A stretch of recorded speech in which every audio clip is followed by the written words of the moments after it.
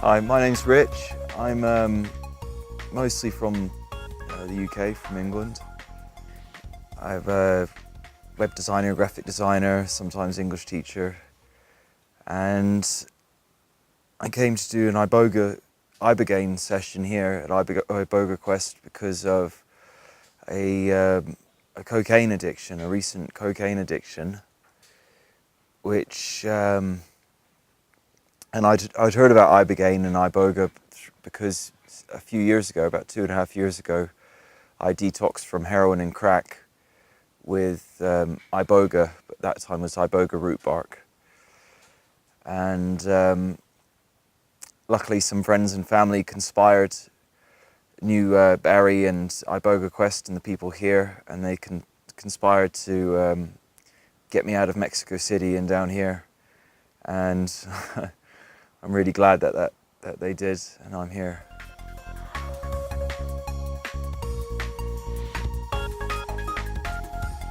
And I think one of the main things for me was the reason I chose Ibogaine or Ibogaine was that I'd had such a fantastic and rapid recovery using Iboga, which is very similar. It's almost the same, not exactly. The root bark about 2.5 years ago from my heroin and crack addiction. And it was just startling, you know, how quickly I recovered. You know, I must have been through the detox process more than 20 times, you know, maybe around 30, from Subutex or methadone or buprenorphine, maintenance scripts to rapid reductions, to slow reductions, to 12 steps, to CBT, to so many different things. And always I was just left with this like hollow ache,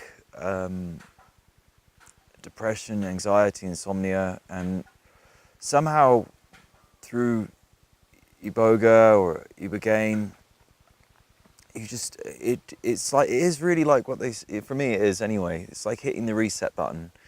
And just all of that stuff is either not there or it's so reduced, it's manageable, it's not torture. And with the actual withdrawals of heroin, I'd say, some people say that they don't have any symptoms. I would say I still had symptoms, but they were significantly less, or maybe 20 or 30% of what you'd normally have. They were reduced by a good 70%. Obviously this time, cocaine, I didn't really have any symptoms as such. I did my detox a few days ago now, and I seem to have stopped smoking cigarettes as well. Well, I have stopped smoking cigarettes, which I'm really pleased about. And yeah, I'm feeling a little bit, still a little bit in the medicine, but I'm feeling generally positive, and yeah, it's been good so far.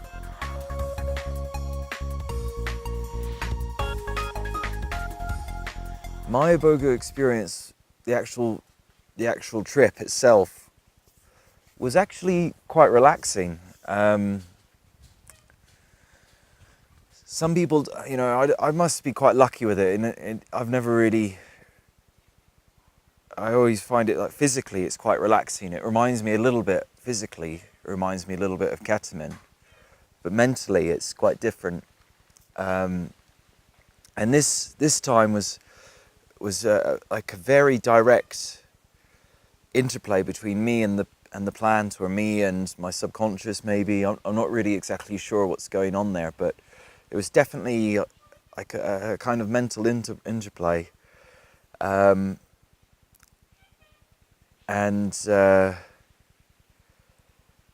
wasn't sick, I didn't vomit, but I just felt like it was almost like this defragging device. It was going through my brain, churning out this stuff that needed to have a look at. And it turned out for me that a lot of it was to do with shame.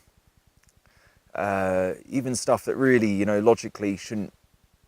Some of it, logically, you'd think you wouldn't necessarily feel shame about, but some of it, is from childhood, and other things, are more obvious, to do with people I've hurt through my addiction and things that I've done that I shouldn't have done. And but and it was showing me that it's been a theme right through my life, this shame, and that what I do, my way of reacting to it, is to kind of push it away, try not to think about it, maybe even at times deny it to myself, maybe deny it to others, try and diminish it in some way, and basically not accept it. That was the key. That was the thing it was really saying. It's saying, you're not accepting some parts of yourself, and what you're doing is you kind of, and it showed me these pictures, and it was showing me that this torso with like chunks missing out of it deep inside, and it was creating this is the language it was speaking to me in. It was obviously metaphors, but it was showing that through these parts of my self or psyche or whatever you want to call it, that I was denying and not accepting, I was creating this hollow, empty feeling inside that needed to be filled, and I was filling it, with drink and drugs or cigarettes, whatever, anything, chasing women or whatever it was, but mainly drugs and cigarettes are the main ones that I try and fill it with, opiates and cocaine. And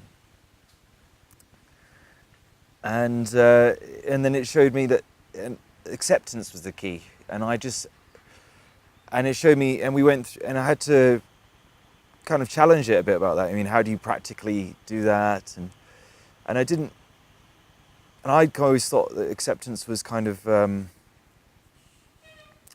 like almost like admitting defeat. And it showed me that, I didn't have to really necessarily like these aspects of myself. It wasn't asking me to do that. But I had to accept them, that they were, that's what happened. These are things that happened.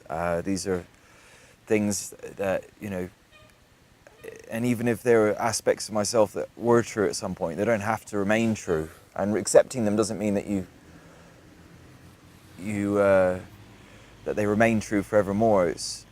In fact, accepting them puts you in a really great position to be able to change those aspects of yourself that you don't like. And so that was my major teaching, really.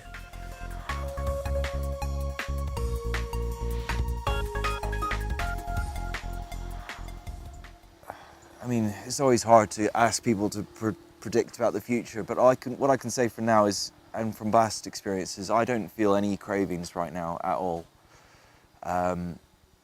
They're gone, and I really hope it stays that way. But I'm not a seer. I don't, and also the very thought of taking things like cocaine again, in particular, it just seems so hollow. I don't even, and raw and jagged and just not right. Yeah. I feel like it's past, but we'll have to see.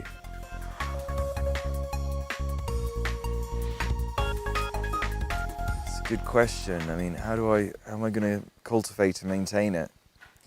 I remember last time when I came off the heroin, I was lucky enough to be able to stay at an ashram in the Welsh mountains, and go between there and had further root bark ceremonies as well in about a 3-month period, and it was just fantastic. It was just fantastic. I was going from the odd weekends doing a root bark ceremony of Iboga root bark to, well, the first one was a detox, and then I did a few more, monthly intervals.